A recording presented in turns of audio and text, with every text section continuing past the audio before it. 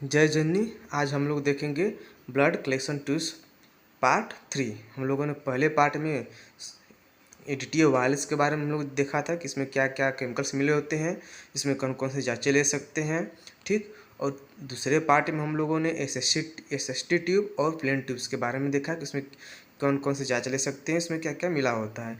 अब इस वाले पार्ट में हम लोग सोडियम फ्लोराइड ट्यूब्स के बारे में जानेंगे, इसमें क्या मिला होता है और किस तरह से यह कार्य करता है, ठीक। इसमें पहला पॉइंट दिया हुआ है, a sodium fluoride tube is type of blood collection tubes.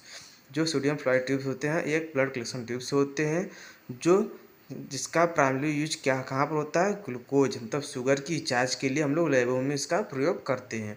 अर्थात सोडियम फ्लोराइड ट्यूब एक प्रकार की रक्त संग्रह ट्यूब होती हैं जिसका मुख्य रूप से नैदानिक प्रयोगशाला में ग्लूकोज परीक्षण के लिए उपयोग किया जाता है, ठीक।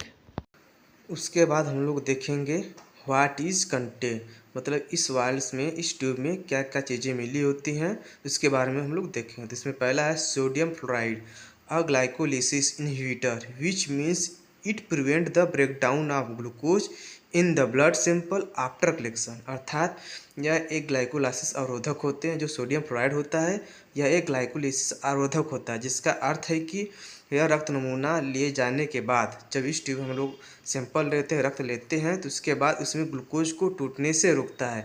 मतलब जब हम इसमें सैंपल लेते हैं तो जो सोडियम फ्लोराइड होता है वो ग्लूकोज को टूटने से रोकता है, उसके ग्लूकोज के लेवल को गिरने से, डाउन होने से क्या होता है, उसको बचाता है, ठीक। तो ये सोडियम फ्लोराइड का ये इसमें रोल होता है। उसके बाद अगला पॉइंट है पोटेशियम ऑक्सलेट। जो पोटेशियम ऑक्सलेट है वो सोडियम फ्लोराइड में वैकल्पिक रूप से क्या होता है, मिला होता है। तो पोटेशियम ऑक्सलेट जो है an anti coagulant that prevent the blood from clotting. अर्थात यह एक एंटी कागुलेंट होता है जो रक्त को जमने से रोकने वाला पदार्थ होता है। अर्थात जो रक्त को थक्का बनने से रोकता है। जो पोटेशियम ऑक्सलेट होते हैं जो क्या होते हैं, ब्लड को जमने से रोकता है, जिससे हम लोग शुगर की जाँच अच्छे से परफॉर्म कर सकते हैं, इसका रिपोर्टिंग अच्छे से हम लोग कर सकते हैं, ठीक। उसके बाद हम लोग देखेंगे ट्यूब कलर।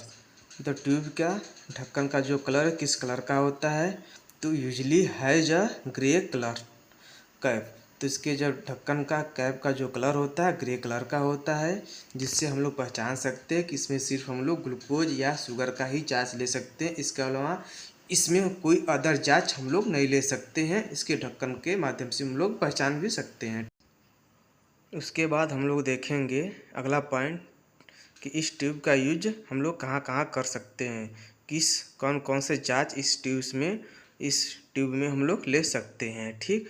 तो ट्यूब यूज के बारे में हम लोग जानेंगे। इसमें पहला पॉइंट है fasting blood sugar, FBS fasting blood sugar के लिए हम लोग ले सकते हैं। पोस्ट पैराडियल ब्लड शुगर के लिए ले सकते हैं, PPBS के लिए ले सकते हैं। रैंडम ब्लड शुगर मतलब RBC जांच के लिए हम लोग ले सकते हैं। ग्लूकोज टॉलरेंस टेस्ट GTT के टेस्ट के लिए भी हम लोग ले सकते हैं, ठीक। उसके बाद हम लोग देखेंगे ब्लड अल्कोहल टेस्टिंग, मतलब कुछ सम केसेस में हम लोग सोडियम फ्लोराइड ट्यूब में क्या कहते हैं ब्लड अल्कोहल जांच के लिए टेस्टिंग के लिए हम लोग सैंपल ले सकते हैं, ठीक। तो इसमें ये सारे जांच इस ट्यूब में हम लोग ले सकते हैं। इसमें 3 से 4 जांचें हैं जो इस ट्यूब्स में हम लोग ले सकते हैं और टेस्ट को परफॉर्म कर सकते हैं, हम लोग टेस्ट लगा सकते हैं। तो अगर आप लोग को ये वीडियो समझ में आया हो तो लाइक शेयर कमेंट जरूर कीजिएगा। जो टॉपिक जहाँ पर ना समझ में आए उससे आप ज़रूर पूछिए, उसके बारे में हम आपको बताने का प्रयास ज़रूर करेंगे। जय हिंद। GGT टेस्ट क्या होता है?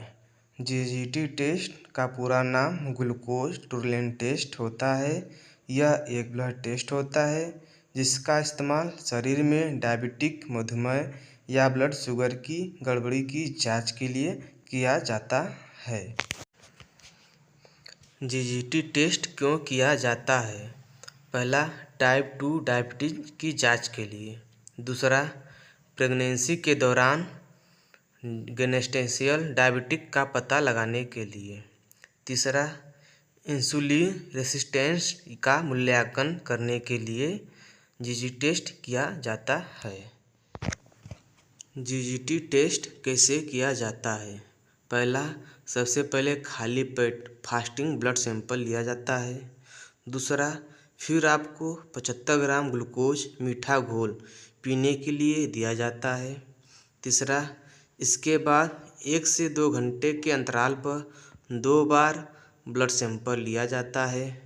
चौथा, इन ब्लड सैंपल में शुगर लेवल की तुलना की जाती है। कुछ ध्यान देने वाली बातें। पहला, टेस्ट से पहले 8-10 घंटे पहले कुछ नहीं खाना होता है, फास्टिंग जरूरी है। दूसरा, टेस्ट के दिन आराम करना चाहिए और ज़्यादा शारीरिक मेहनत नहीं करना चाहिए।